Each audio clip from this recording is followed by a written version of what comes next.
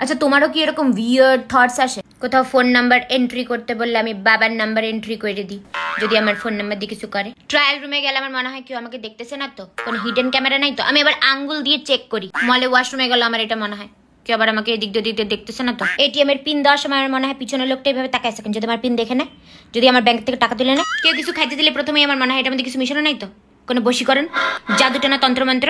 রাস্তায় আননোন কাউকে নিজের ফটো তোলার জন্য মোবাইলটা দেওয়ার সাথে সাথে আমার মনে হয় যদি আমার ফোন নিয়ে পালায় যায়।